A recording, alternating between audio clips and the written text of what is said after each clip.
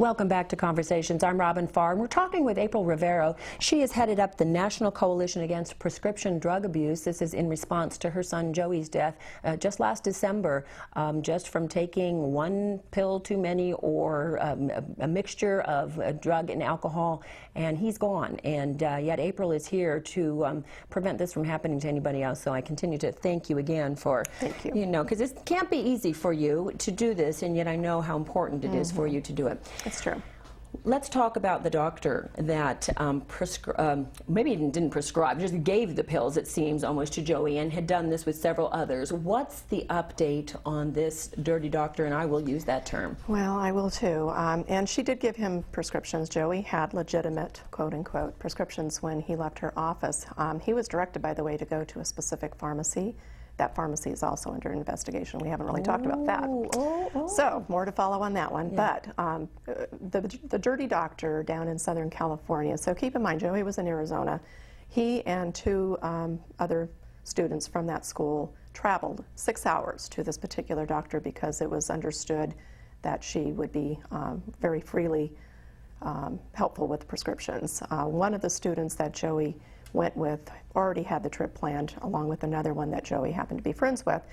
And he just kind of got sucked in at the very last minute the night before they left. He didn't know about it, but happened to be sitting around Mill Street where a lot of the kids hang out, and learned about it, and somehow he got enticed into going on this road trip. So 3 or 4 hours later, he's in the car, they're driving there, and they meet up with this doctor.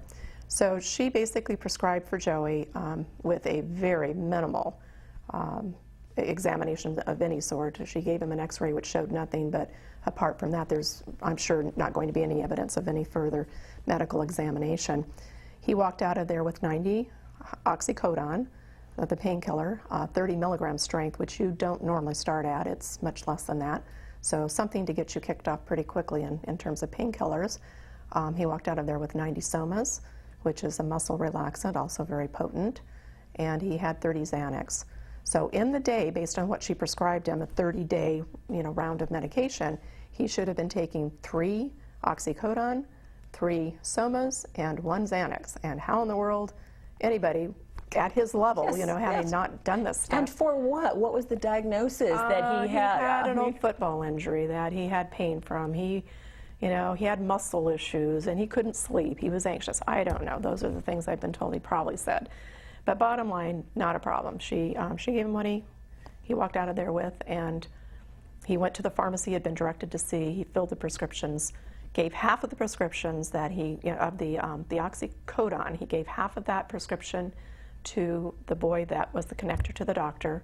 So he was off and running, either using or selling them himself. Okay, then, as in payment for for the introduction to the doctor. Because once that first introduction, he's now a patient of the doctor, and it's a 30-day cycle. Every 30 days, or more, even more often than that. If you get lucky, you can go back there and get more. Oh, goodness gracious! So that's what's happening out there, and.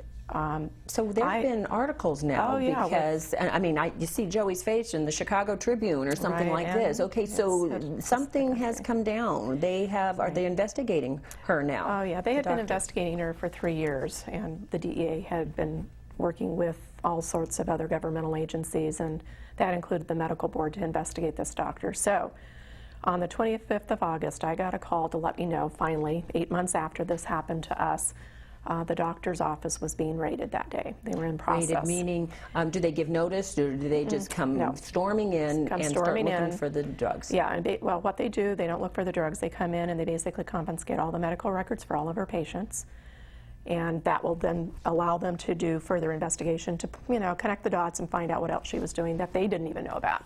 So they took her records, they removed her license that allows her to prescribe the harmful drugs, the Schedules 2 through 4. Narcotics, basically. So basically she's allowed then beyond that to go ahead and practice, but she can only prescribe not painkillers, I'm sorry, it would be antibiotics and non-harmful addictive drugs. So her office was left intact. She's allowed to continue practicing, but she cannot do the dirty things that she's been doing. 2 or 3 days following that, the Osteopathic Medical Board announced that they were taking steps to revoke her medical license, which is the hugely important thing, the next step. So once that happens, she will not be able to practice. goodness. There will be hearings. She can call, she has an opportunity to defend herself, so she'll have an opportunity for hearings in both the DEA's case and the medical board's case. But what do you hear? I find it surprising. What is she saying? I mean, now that it's out, and of course we don't have all the public information on her response, but from what you can gather, is she feeling terrible for having done this, or no? No, in fact, there is really a good clue about it. I don't get personal information other than through the reporter who did put the article together, and then just reading the articles themselves. But basically, his interview with her, literally in the parking lot as the raid was happening, she just indicated that it was not her fault. She never intended to kill anybody. It's really the patient's and the parents' fault.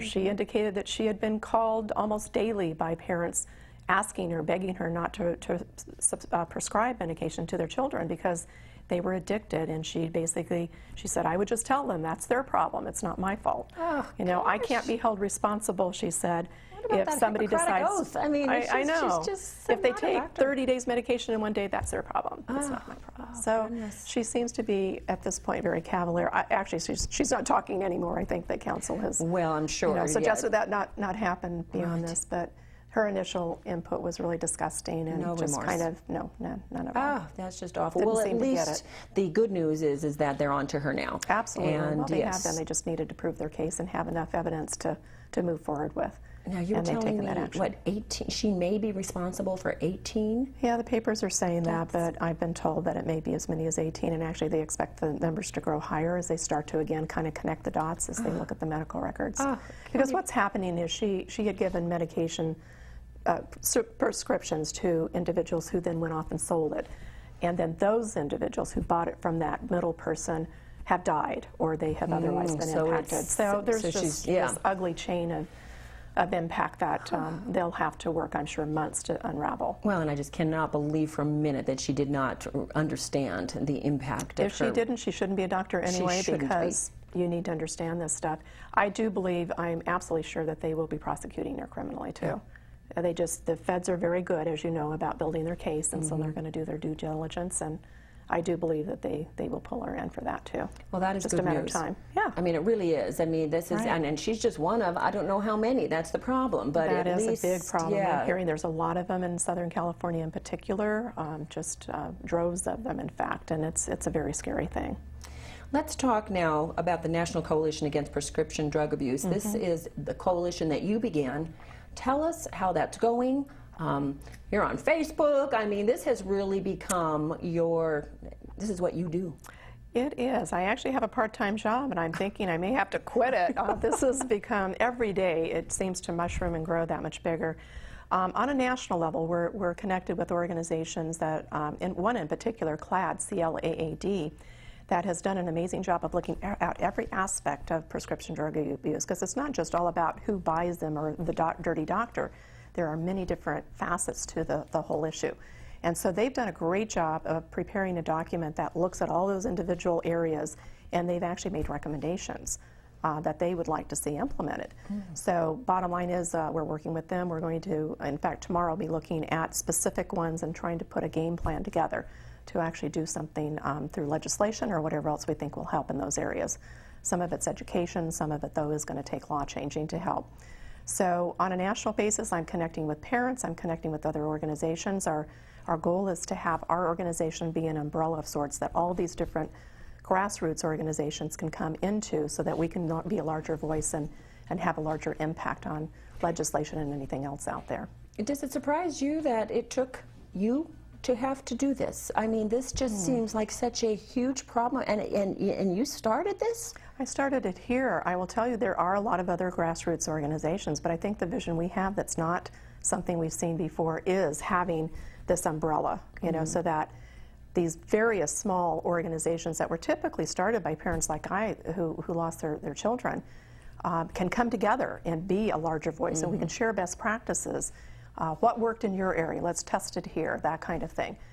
When it comes to suggesting something to the ONDCP that sets our drug policy, we can come together as a unit instead of individually pot-shotting this. So I think it's going to be much more more effective overall. So we're doing our own thing locally, but we're also trying to build this connection on a national level. Right, and that's the National Coalition. There's something that is going on nationally. It's the National Take Back Initiative. Locally, well, it's actually across the country. It's happening on September 25th from 10 a.m. to 2 p.m. Tell us about this and where our local Take Back Initiative is going to be held. Yes, I'm really pleased to see that San Ramon is taking an active role in supporting this initiative. So at the San Ramon Regional Hospital, there will be basically just a drive-by, kind of a big barrel. I don't know what it's going to look like, but there's going to be a drive-by opportunity. So you're supposed to just pull everything out of your medicine cabinets that's been sitting there, not used, it's expired, you don't need it. Take it and drop it off, so there's absolutely no harm that can be done to these kids that are raiding these cabinets and coming together in these skittle parties and farm parties that we hear about. So that is the location, but if they go onto the DEA.gov website, anybody in the Bay Area can actually go in and put their zip code in, and it'll give them the drop-off location that's closest to them. Okay. But for our area, probably San Ramon will be the closest one. I think otherwise there's one in Oakland and maybe San Leandro or something. So. Well, the other nice thing about it, too, is not just getting it out of the hands of our children, but it is disposing of it properly. That's right. You know, we really don't want this kind of stuff going into our oceans or into our landfills or anything else like that. We really, these people will take care of it. That's right, and our organization is going to have representation there to pass out as people drop off their drugs. We plan to pass out information to encourage them to continue doing this on a routine basis, not just on a national single day, and to also understand how they can dispose of this stuff properly if they can't get to a drop-off center.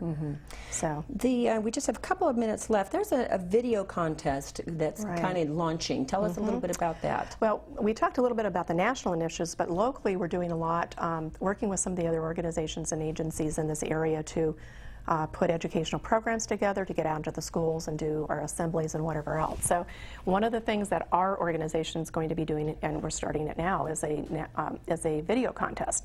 So we're encouraging kids between the ages of 12 and 17 to put a short video together and present it to us for judging.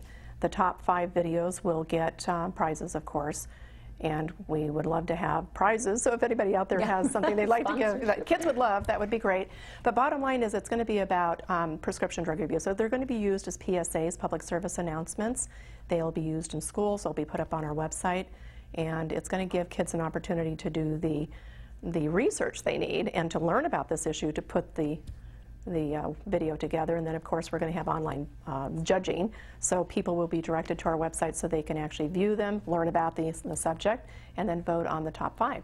And that will be spoken in December. The we're going to have they're going to be due by December 31st, and then we will have a judging panel that will look at the 100 or so we get, and then we'll decide in the end which 5 will be posted on the website, and then online voting will happen. Well, see, everybody can get involved in this, and I mean, I think that's what it's going to take, is more and more education. This is April Rivero, National Coalition Against Prescription Drug Abuse. Check out her website because you can find all of this information on there, www.ncapda.org, and the phone number over there, 925-480-7723. April, thank you again for coming on the show and giving us this update. There's a lot of good news coming out of this. There is. Happy to hear it. We'll have more in the future, so we'll see you again. Thank you.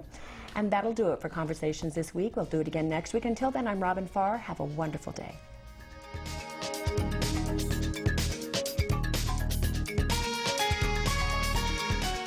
If you'd like to order a copy of this show, please visit our website at trivalleytv.org.